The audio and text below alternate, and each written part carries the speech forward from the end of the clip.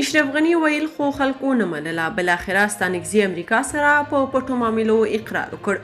وایي ځینې مسؤلیتونه مو منلي خو اوس یې د ویلو وخت نه دی. جزئیات هم دلته وګورئ او چینل سبسکرایب کړئ.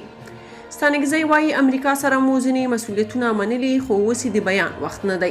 د طالبانو د بهرنیو چارو وزارت سیاسي مرستیال عباس ستانکزي په خپلو تازه څرګندونو کې منلي چې د دوحې په قرارداد کې امریکایانو سره ځینې مسؤلیتونه منلي دي.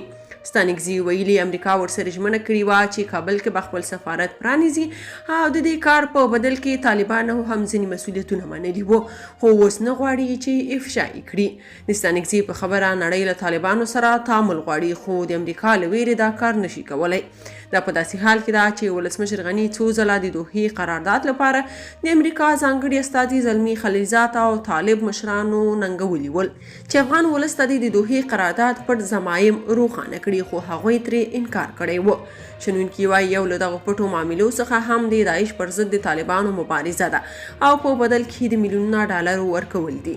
د شنونکو په وینا د دوحې تړون یوه بله ماده چې تر اوسه له خلکو پټه شوې هغه دا وه چې جمهوریت به ختمیږي او طالبان به واک ته راوړل کیږي.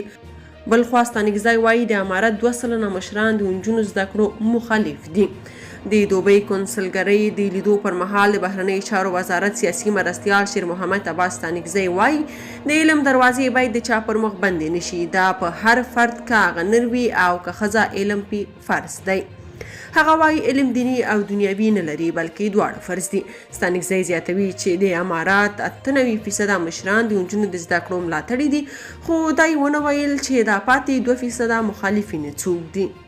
که تاسو په دې اړه څه نظر لرئ په کومنټ کې شریک او چینل سبسکرایب کړئ.